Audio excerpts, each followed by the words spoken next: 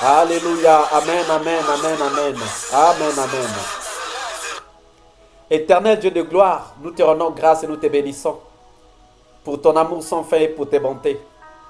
Nous te rendons grâce et nous te bénissons pour ta puissance.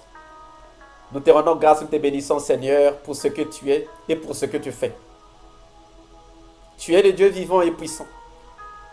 Et tu es le Dieu plein d'amour.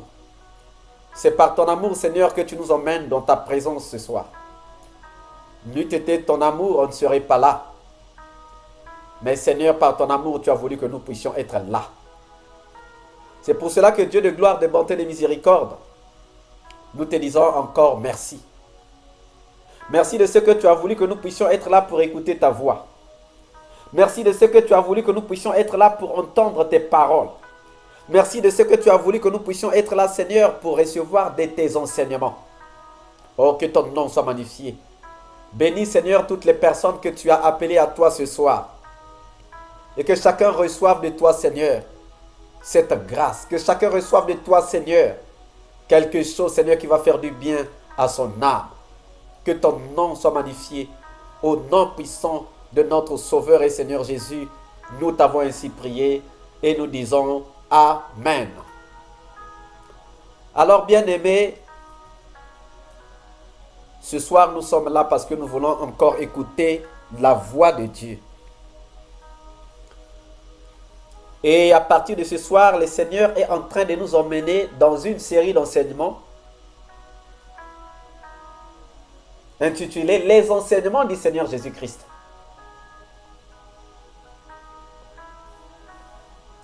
Qu'est-ce que le Seigneur Jésus-Christ nous a enseigné?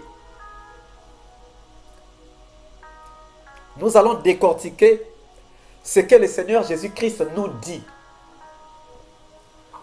Nous allons décortiquer la mission du Seigneur Jésus-Christ.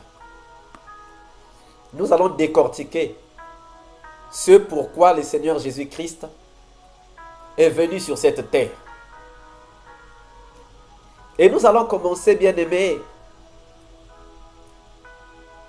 par prendre nos Bibles. J'espère que tout le monde a sa Bible. La Bible est l'arme du chrétien. La Bible est comme un pistolet. La Bible est comme une bombe, comme une grenade. Et chaque chrétien doit l'avoir. Celui qui se réclame être un enfant de Dieu doit avoir une Bible.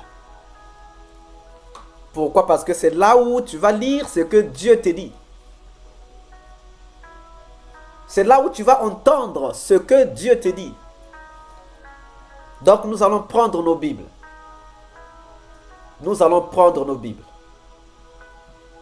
Nous allons prendre nos Bibles. Et nous allons commencer par lire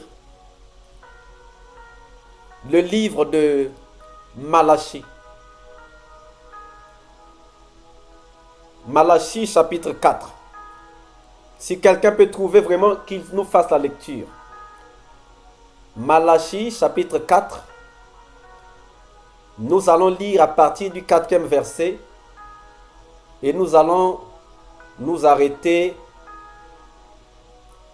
Nous allons nous arrêter au 6e verset. Malachie chapitre 4. Du verset 4 jusqu'au verset 6.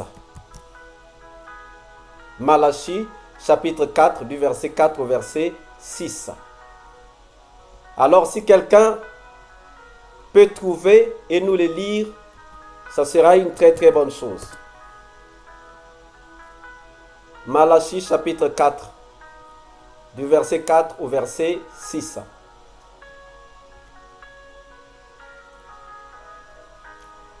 Je viens à ta source, boire de ton eau, car au fond de moi, j'ai besoin de toi.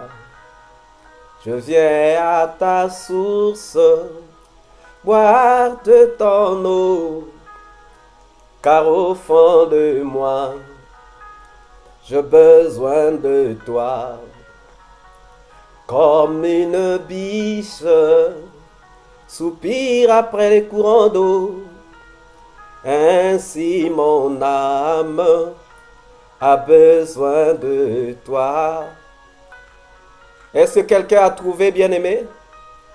Si quelqu'un a trouvé, qu'il nous lise Malachie, chapitre 4, du verset 4 au verset 6.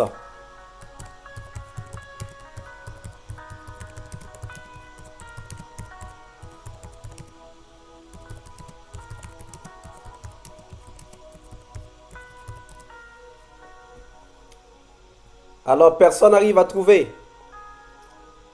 Bon, je vais le lire.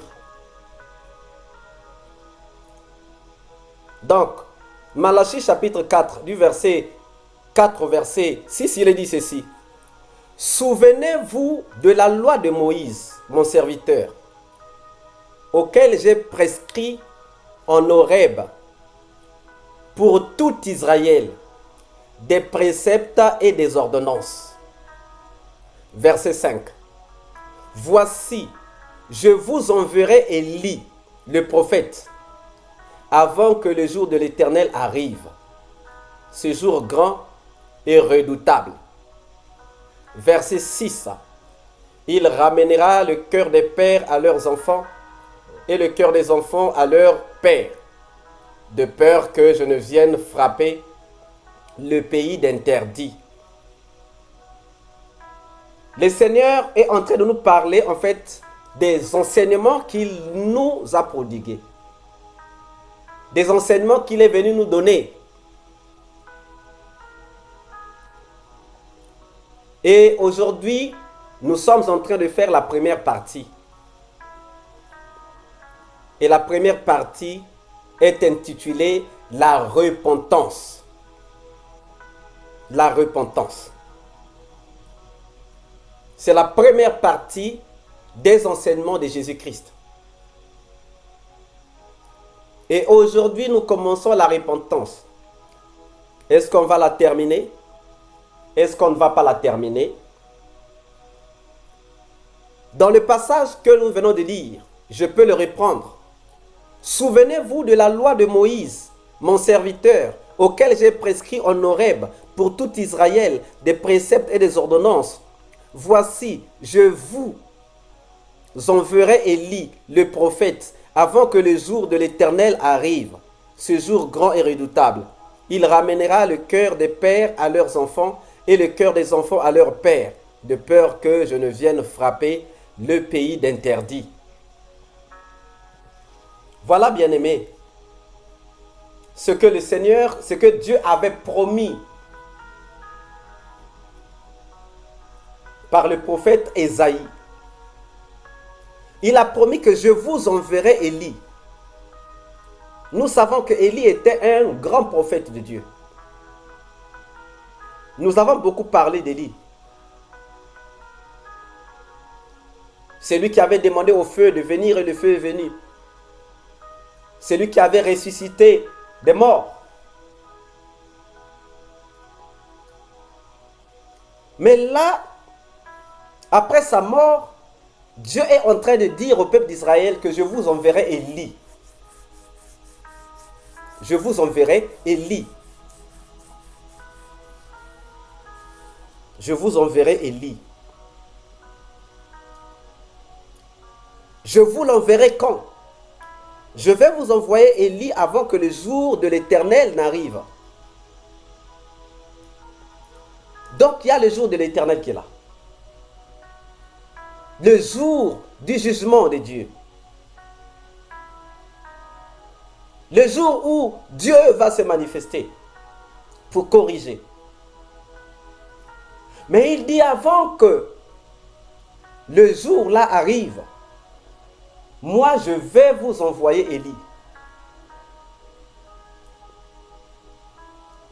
Et il aura pour mission de ramener le cœur des enfants vers les pères et le cœur des pères vers leurs enfants.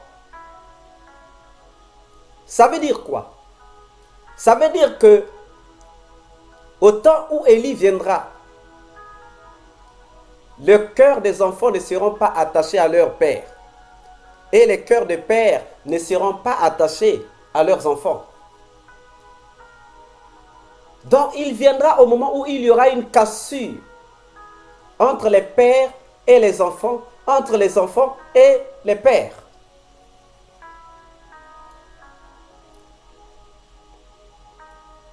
Donc il y aura cassure. Et sa mission sera de ramener les cœurs des enfants vers les pères et les cœurs des pères vers leurs enfants. On va faire une réconciliation. Donc la première mission de Jésus, c'est la réconciliation. Ou on peut dire, la mission de Jésus, c'est la réconciliation entre père et fils. C'est la réconciliation. Il doit venir pour amener le cœur des pères à leurs enfants et le cœur des enfants à leurs pères, de peur que je ne vienne frapper le pays d'interdit. Donc avant que je ne vienne frapper, pour que je ne frappe pas, il faut que je vous donne une chance. La chance que je vais vous donner, c'est d'envoyer Élie pour faire la réconciliation entre les pères et les enfants et entre les enfants et les pères.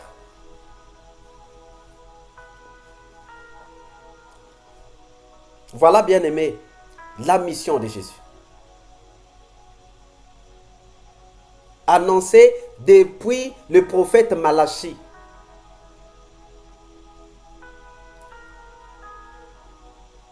Là, on ne parlait même pas de l'Église. On ne parlait même pas encore de l'Église. Parce que l'Église n'est née que dans les livres des Actes.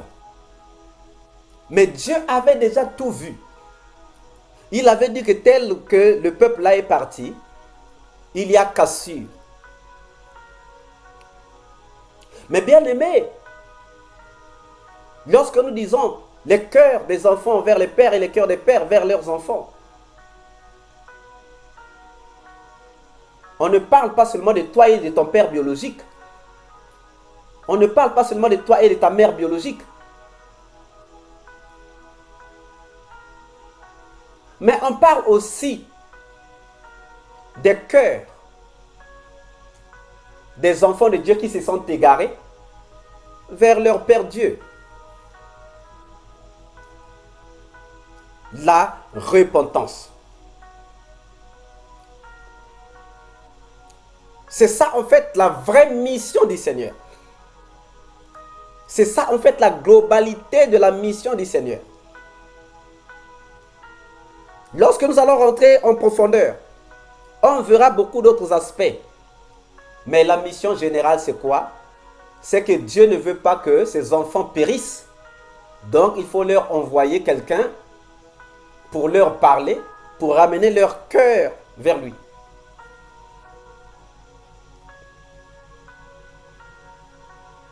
Pour ramener leur cœur vers lui.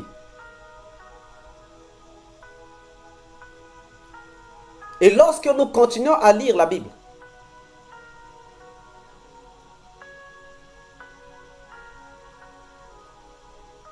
il y a d'abord une chose, dans Malachie chapitre 3 verset 1. Dans Malachie chapitre 3 verset 1, il est dit, « Voici j'enverrai mon messager. Il préparera le chemin devant moi.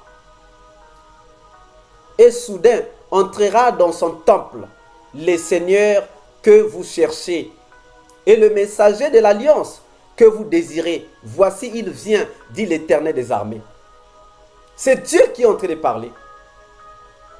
C'est l'Éternel des armées qui est en train de parler ici, dans Malachie chapitre 3, verset 1.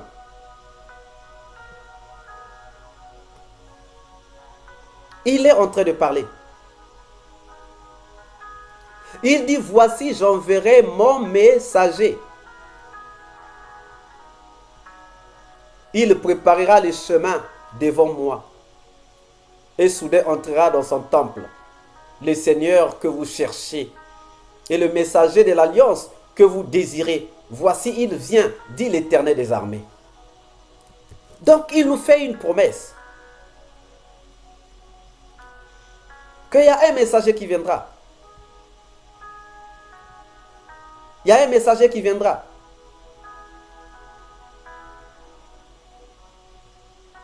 il y a un messager qui viendra. Mais le messager là, lorsqu'il viendra,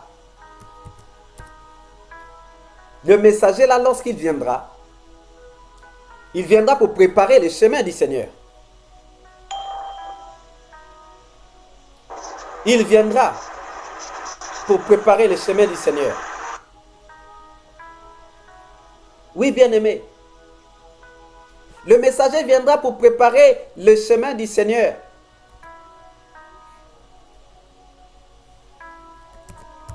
Donc le Seigneur aura un chemin.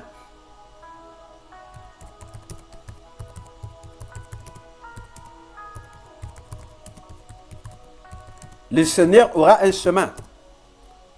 Mais il dit que moi, je vais envoyer quelqu'un pour venir préparer le chemin.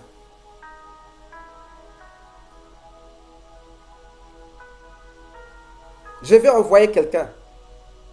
Il viendra pour préparer le chemin. Et bien aimé, si vous lisez encore les paroles que Dieu adresse à Zacharie, si vous lisez encore les paroles que Dieu adresse à Zacharie, le père de Jean-Baptiste, lorsque vous lisez dans Luc chapitre 1,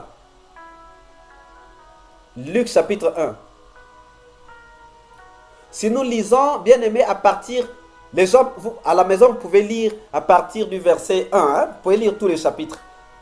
Mais si nous prenons seulement à partir du verset 5, il est dit ceci. Du temps d'Hérode, roi de Judée, il y avait un sacrificateur nommé Zacharie, de la classe d'Abia. Sa femme était d'entre les filles d'Aaron et s'appelait Élisabeth. Tous deux étaient justes devant Dieu, observant d'une manière irréprochable tous les commandements et toutes les ordonnances du Seigneur. Ils n'avaient point d'enfant parce qu'Élisabeth était stérile et ils étaient l'un et l'autre avancés en âge. Or, pendant qu'il s'acquittait de ses fonctions devant Dieu selon le tour de sa classe, il fut appelé par le sort, d'après la règle du sacerdoce, à entrer dans le temple du Seigneur pour offrir le parfum. Toute la multitude du peuple était dehors en prière à l'heure du parfum. Alors un ange du Seigneur apparut à Zacharie et se tint debout à droite de l'autel des parfums. Zacharie fut troublé en le voyant et la frayeur s'empara de lui. Mais l'ange lui dit, « Ne crains point, Zacharie, car ta prière a été exaucée. Ta femme Élisabeth t'enfantera un fils et tu lui donneras le nom de Jean. Il sera pour toi un sujet de joie et d'allégresse, et plusieurs se réjouiront de sa naissance. Car il sera grand devant le Seigneur. Il ne boira ni vin, ni liqueur enivrante, et il sera rempli de l'Esprit Saint dès le sein de sa mère. Il ramènera plusieurs des fils d'Israël au Seigneur, leur Dieu. Il marchera devant Dieu avec l'esprit et la puissance d'Élie pour ramener le cœur des pères vers les enfants et les rebelles à la sagesse des justes, afin de préparer au Seigneur un peuple bien disposé. On est en train de parler à Zacharie de l'enfant qui naîtra de lui et de sa femme Élisabeth, malgré leur âge avancé. Même si ils ont cessé de croire, même s'ils ne pensent plus à avoir un enfant, mais Dieu va lui dire que tu vas avoir un enfant malgré la ménopause de ta femme, malgré ton âge avancé, vous allez avoir un enfant. Et cet enfant-là marchera devant, il sera grand devant l'Éternel. Mais bien aimé, la différence ici, c'est qu'on dit qu'il marchera avec l'esprit d'Élie. On n'a pas dit que c'est lui qui sera Élie. On n'a pas dit que c'est lui qui sera Élie. Mais il marchera avec l'esprit d'Élie. Il viendra pour préparer le chemin. Donc la mission de la repentance que le Seigneur Jésus-Christ vient faire, c'est Jean-Baptiste qui va la commencer. Parce que c'est lui qui va débroussailler le chemin sur lequel le Seigneur viendra marcher. C'est lui qui viendra préparer d'abord le chemin sur lequel Jésus-Christ va marcher. Donc, il fait partie intégrante de la mission du Seigneur Jésus. Il fait partie intégrante de la mission du Seigneur Jésus.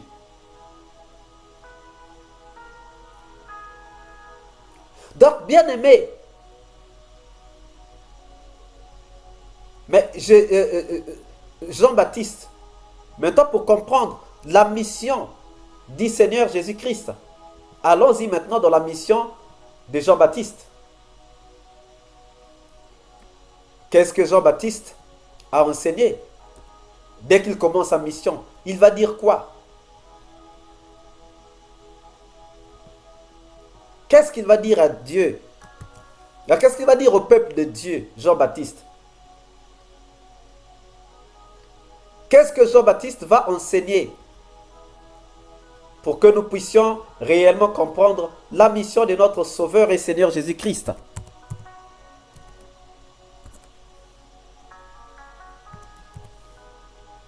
Bien-aimés, pour ceux qui lisent la Bible, ils savent ce que Jean-Baptiste a prêché.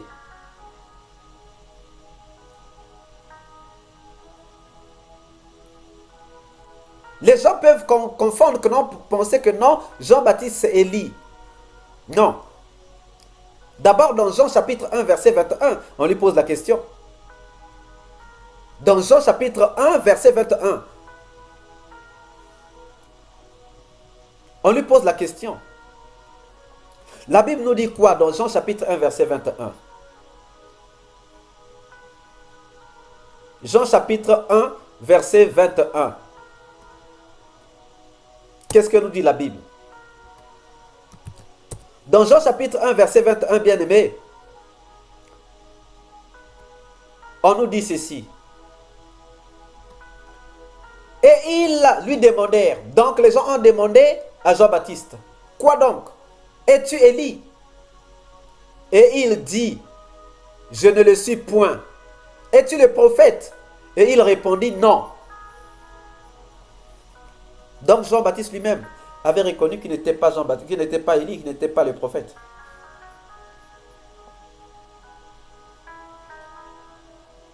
Mais lui, il est venu pour accomplir une mission. C'est la mission qu'avait annoncé le prophète Ésaïe dans Ésaïe 40, verset 3. Dans Ésaïe 40, verset 3, il y a une mission que Ésaïe avait annoncée.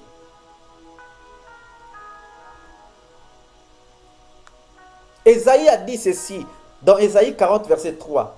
Une voix crie, préparez au désert le chemin de l'Éternel, aplanissez dans les lieux arides une route pour notre Dieu. Il faut une route pour notre Dieu. Il faut donc aplanir les chemins dans le désert. Et c'est la mission que Jean-Baptiste a commencé. Lui, il a préparé le terrain pour que le Seigneur vienne pour accomplir la mission de ramener les peuples vers Dieu. De ramener les enfants vers le Père. Et ces enfants-là, bien-aimés, c'est toi et moi. Voilà pourquoi Jésus-Christ lui-même dit que je suis le chemin, la vérité et la vie.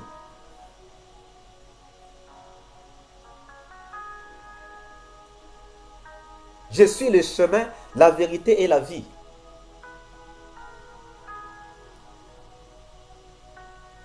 Donc, Jean-Baptiste était la voix qui crie dans le désert. D'ailleurs, toujours dans Jean chapitre 1, si vous lisez à partir du verset 22, c'est très intéressant, bien aimé. Toujours Jean chapitre 1. Si nous lisons à partir du verset 22, ça devient encore intéressant. Là, c'est toujours une question qui est là. C'est toujours une question qui est là. La Bible nous dit ceci. Jean chapitre 1, verset 22. À partir du verset 22. Nous allons nous arrêter au verset 24. Ils lui dirent, alors qui es-tu, afin que nous donnions une réponse à ceux qui nous ont envoyés. Parce qu'on leur avait envoyé poser la question pour savoir si c'était lui, Élie, dont on a parlé dans le livre de Malachie. Pour qu'on sache que le chemin du Seigneur est maintenant là.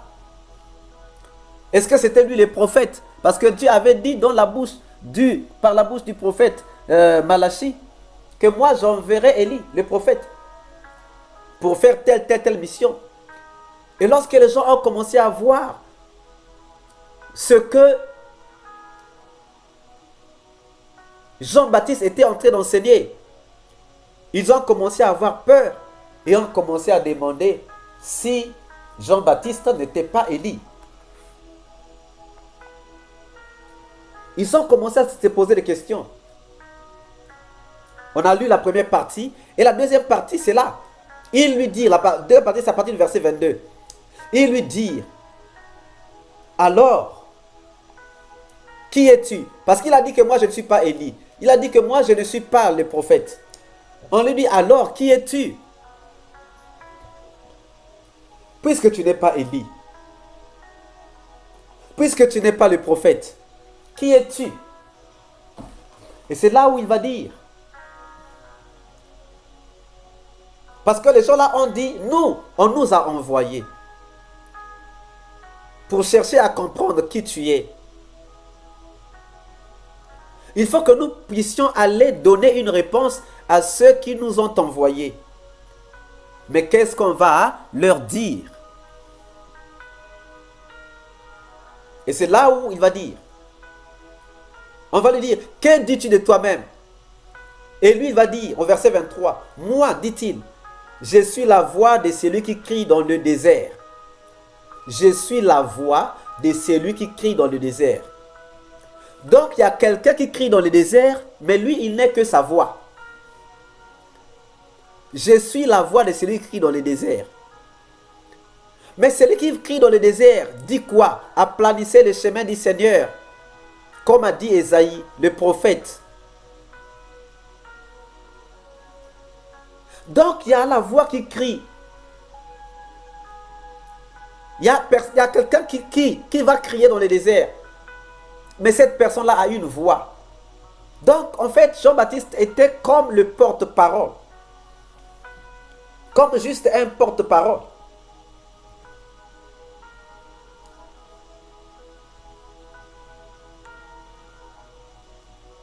Et bien aimé, vous allez comprendre encore quelque chose.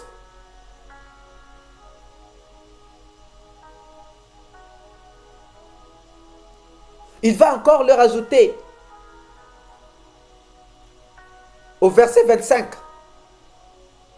Non, au verset 25, ils vont lui faire une question. Ils lui font encore cette question. Pourquoi donc baptises-tu si tu n'es pas le Christ, ni Élie, ni le prophète? Jean leur répondit, moi je baptise d'eau. Mais au milieu de vous, il y a quelqu'un que vous ne connaissez pas, qui vient après moi. Je ne suis pas digne de délier la courroie de ses souliers.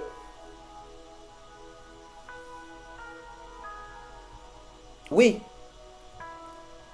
Parce que Jean-Baptiste lui-même savait qu'il était venu accomplir une mission.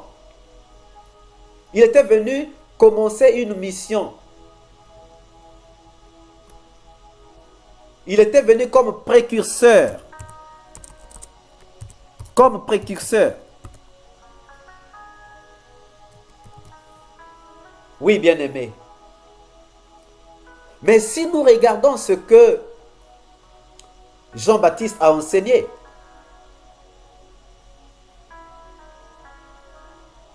si nous regardons ce que Jean-Baptiste a enseigné, c'est là où nous allons comprendre cette mission. C'est là où nous allons comprendre cette mission. Lorsque nous lisons ce que Jean-Baptiste a enseigné.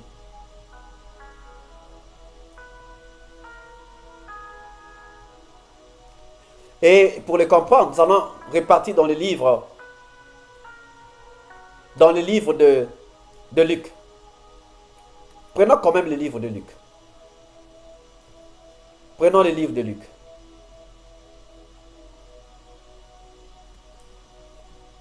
Prenons Luc, on va prendre... bon, il y a tellement trop de passages, mais bon. Voilà. Prenons Luc chapitre 3.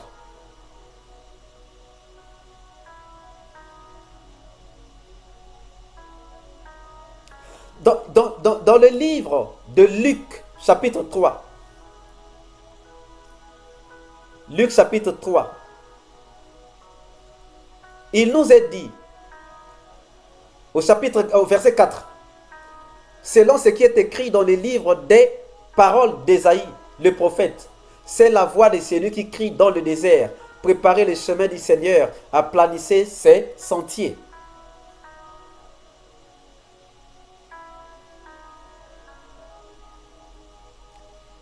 Et au verset 6, il dit, toute la vallée sera comblée, toute montagne et toute colline seront rabaissées, ce qui est tortueux sera redressé et les chemins raboteux seront aplanis.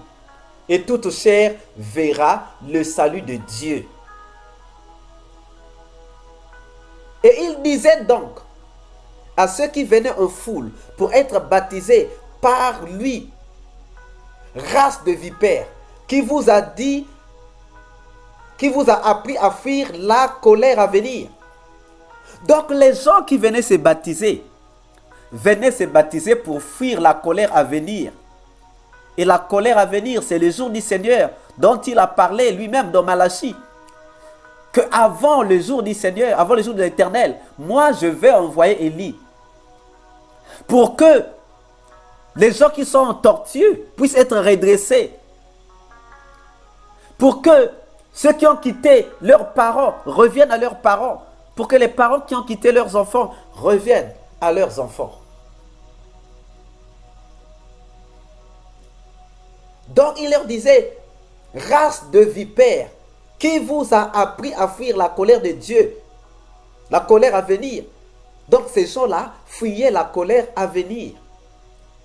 Ils se sont dit, mais si aujourd'hui, le jour de l'Éternel arrive, mais moi, sa colère va retomber sur moi.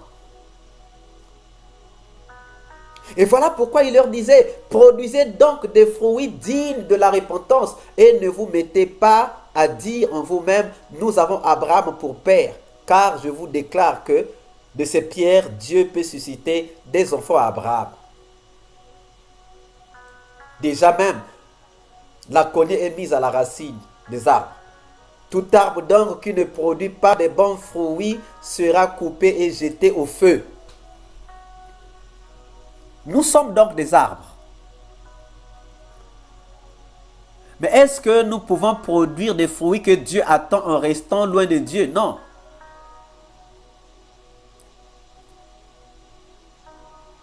Et c'est la mission que le Seigneur Jésus-Christ est venu faire pour redresser. On nous disait que non, bon, qui tue par l'épée, périra par l'épée. Il y a que non, si on te gifle, si on te gifle, toi aussi il faut rendre. Mais lui, il est venu, il a dit, non, ce n'est pas ça. Si on te gifle à gauche, donne la joue droite. Il a parlé de tout. À un certain moment, les gens avaient tellement un cœur endurci que ils n'arrivaient plus à pardonner leurs maris, ils n'arrivaient plus à pardonner leurs épouses, ils n'arrivaient plus à pardonner leurs enfants, leurs parents.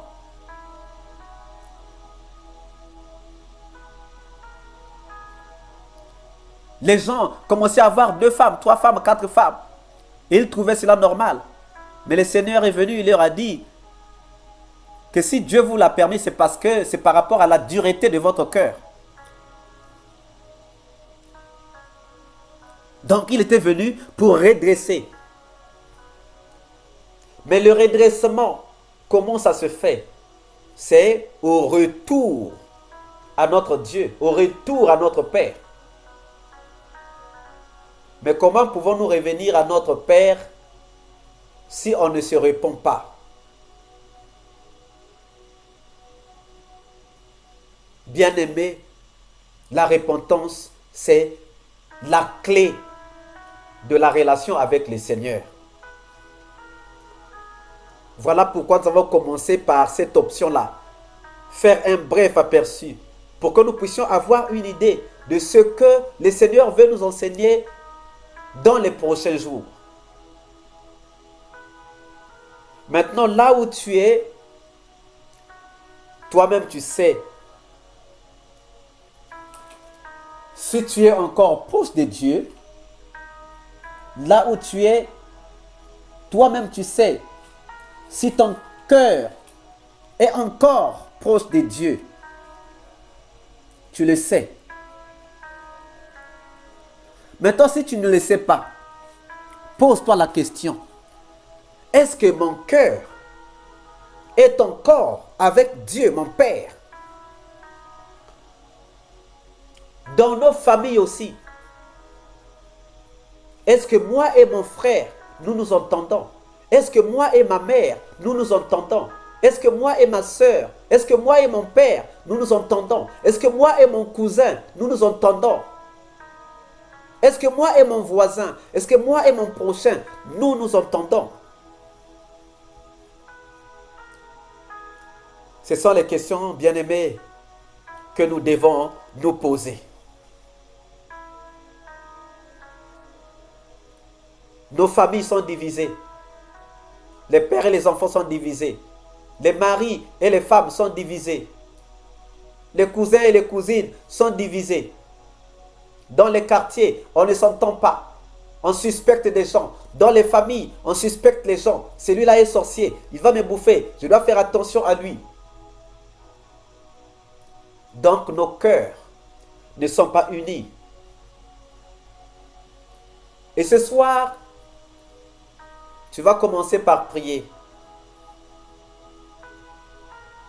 Et demander à Dieu d'éclairer ton âme. Pour que tu saches réellement. Peut-être que tu hésites. Il y a des gens qui hésitent. Hein? Il y a des gens qui disent que non, moi, si Dieu revient aujourd'hui, moi, je vais aller dans le ciel. Je vais aller au paradis. Il dit ça de sa bouche. Mais dans son cœur, il sait que ce n'est pas vrai. Dans son cœur, il sait que ce n'est pas vrai. Alors, bien-aimés, demandons à Dieu, par sa parole, de nous éclairer, de nous donner la lumière, pour que nous puissions comprendre si réellement nos cœurs sont avec Dieu, si nos cœurs sont avec nos frères, si nos cœurs sont avec nos pères, si nos cœurs sont avec nos sœurs, nos mamans, si nos cœurs sont avec nos voisins, si nos cœurs sont avec notre prochain. Demandons à Dieu de nous éclairer. Sa parole dit que la parole de Dieu est une lampe à mes pieds. Parce que la parole de Dieu est une lampe. Ça nous éclaire pour que nous ne puissions pas mal marcher. Alors nous allons élever nos voix et nous allons demander à Dieu de nous éclairer le long de tous ces enseignements que nous allons faire, que Dieu puisse nous éclairer par sa parole. Qu'il puisse mettre à nu nos cœurs pour que nous puissions réellement savoir si on est sur le bon chemin ou si on doit se repentir. Élevons nos voix, bien-aimés, et prions. Seigneur Dieu de gloire, Seigneur Dieu de paix, Seigneur Dieu de bonté, Seigneur Dieu de miséricorde. Merci encore pour ton amour. Merci encore pour tes bontés. Merci encore pour ta miséricorde. Merci encore pour ta puissance. Tu es le Dieu des dieux, le Seigneur des seigneurs.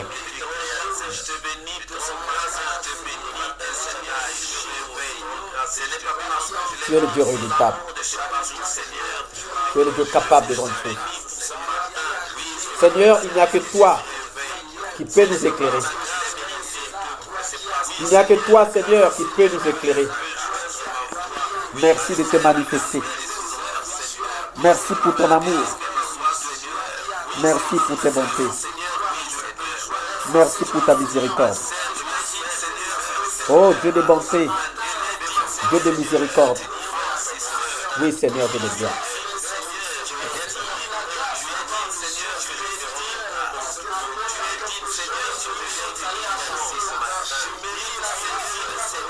Manifeste-toi, Seigneur, dans ton amour, dans tes bontés, dans ta miséricorde. Manifeste-toi, ô Dieu vivant et puissant, Dieu redoutable, Dieu terrible. Manifeste-toi pour tout, Seigneur, pour tout ce que tu fais, pour tout ce que tu es. Toi le Dieu de Dieu, le Seigneur des Seigneurs. Toi le Dieu redoutable et terrible. Toi le Dieu capable de grandes choses. Merci pour ton amour, merci pour tes bontés. Merci pour ta miséricorde, merci pour ta puissance. Oh Seigneur Dieu de gloire, Seigneur Dieu de paix. Que ton nom soit magnifié, que ton nom soit exalté, que ton nom soit béni. Merci Seigneur pour tout ce que tu es. Merci Seigneur de nous éclairer. Éclaire Seigneur ce peuple venu à toi Seigneur. Éclaire-le. Éclaire-le, oh mon Dieu, mon roi. Éclaire-le, Seigneur, par ta parole. Éclaire-nous, Seigneur, par ta parole. Oui, Seigneur, nous voulons être éclairés. Nous voulons être éclairés par ta parole.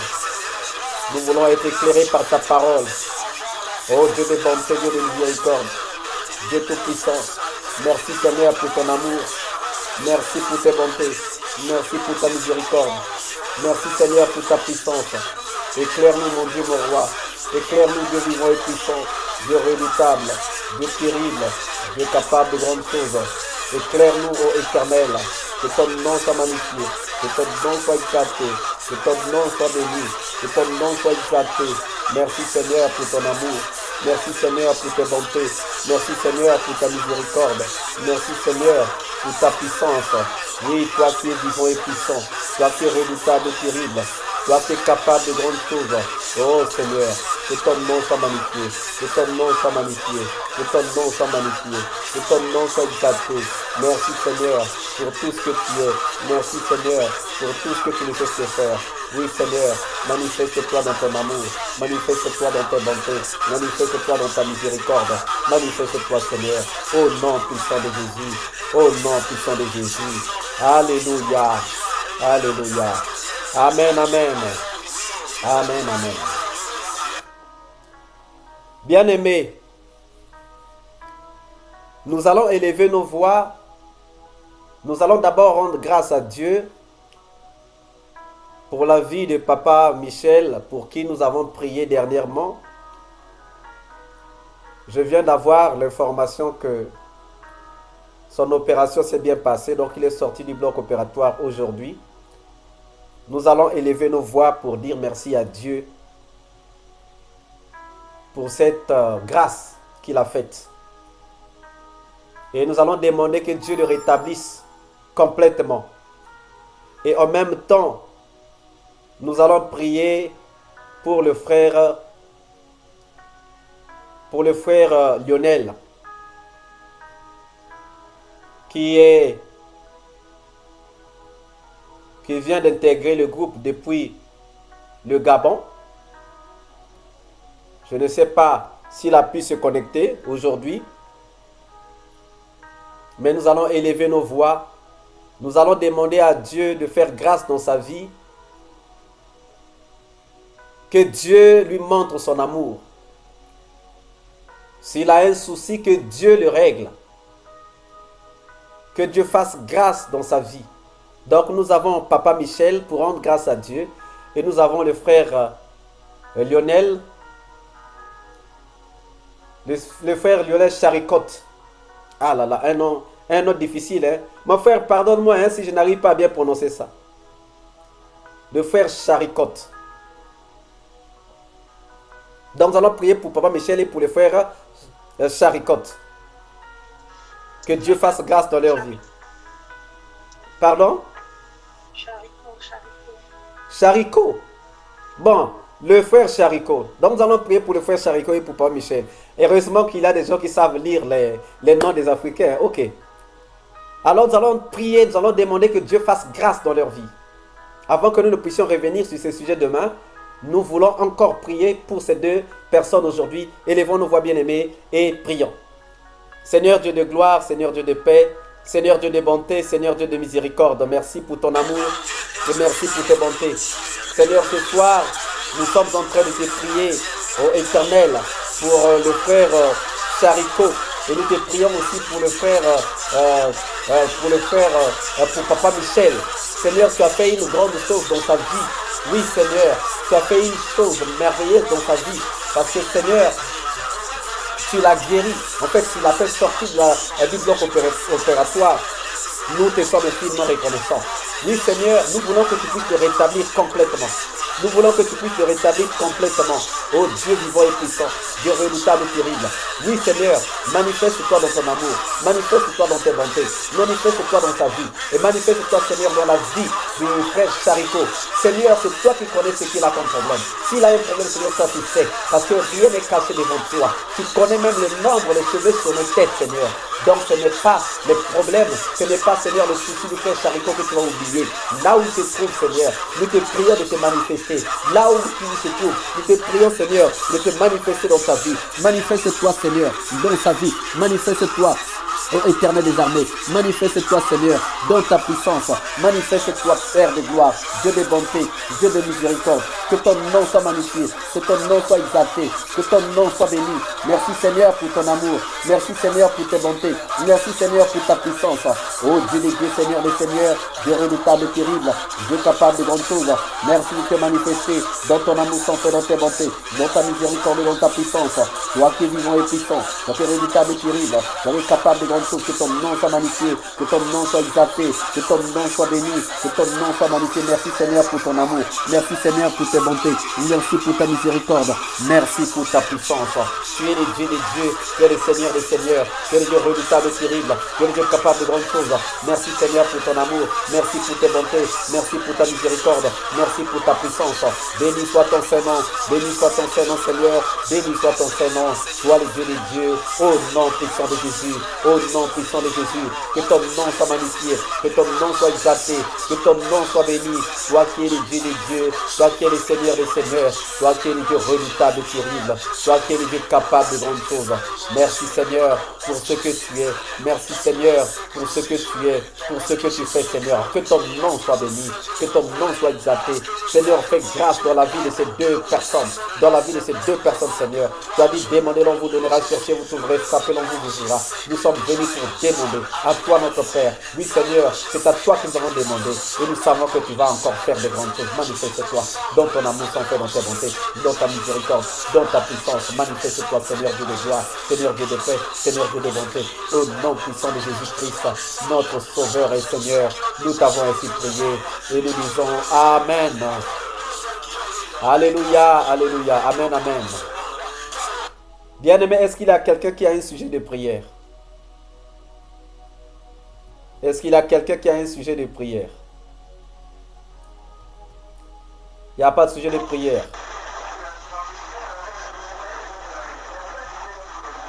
Alors nous allons élever nos voix, bien-aimés. Nous allons prier. Nous allons prier pour toutes les personnes de la plateforme. Ceux qui sont connectés et ceux qui ne sont pas connectés. Que Dieu fasse grâce dans la vie de tout un chacun. Nous allons demander à Dieu de se manifester puissamment. Cite le nom d'un frère. Cite le nom d'une sœur que tu connais. Le nom qui te vient à l'esprit. Prie pour cette personne-là. Que Dieu fasse grâce dans sa vie. Élevons nos voix et prions. Seigneur Dieu de gloire, Seigneur Dieu de paix, Seigneur Dieu de bonté, Dieu de miséricorde, nous te disons merci pour ton amour et pour tes bontés, pour ta miséricorde et pour ta puissance. Seigneur, ce soir, je viens élever ma voix pour te prier, Seigneur, pour maman Rosalie, pour la sœur Séverine, pour la sœur Olive, pour maman, pour maman Claudia. Je viens élever ma voix au Dieu de gloire pour maman Urgel, pour maman Laura. Je viens élever ma voix pour maman Laura, pour maman Jovine, pour papa Brice, pour papa Gustave. Je viens élever ma voix, mon Dieu, mon roi, pour papa Adrien. Je viens élever ma voix pour papa Stuvin. Je viens élever ma voix au Dieu de gloire, bonté de miséricorde. Tu es le Dieu des dieux, le Seigneur des seigneurs. Tu es le Dieu redoutable et terrible. Tu es le Dieu capable de grandes choses. Merci Seigneur pour ton amour. Merci Seigneur pour tes bontés. Merci Seigneur pour ta puissance. Seigneur, nous te prions pour maman Nadia. Nous te prions pour maman Raïssa. Nous te prions pour maman Jessica. Nous te prions pour maman Yvonne. Nous te prions pour maman Reine. Nous te prions pour maman Colonge. Nous te prions, au Dieu de gloire, de bonté, de miséricorde. Oui Seigneur, nous te prions, ô toi le Dieu des dieux, le Seigneur des seigneurs. Merci de te manifester pour maman Spinélie. Merci de te manifester. Dieu de bonté pour maman Olive. Manifeste-toi dans ton amour, dans tes bontés, dans ta miséricorde, dans ta puissance. Toi qui es le Dieu des dieux. Seigneur, manifeste-toi sur cette plateforme. Manifeste-toi, Seigneur, sur cette plateforme. Oh, que ton nom soit magnifié. Que ton nom soit exalté. Que ton nom soit béni. Toi qui es vivant et puissant. Toi qui es redoutable et terrible. Toi qui es capable de grandes choses. Au nom puissant de notre Sauveur et Seigneur Jésus.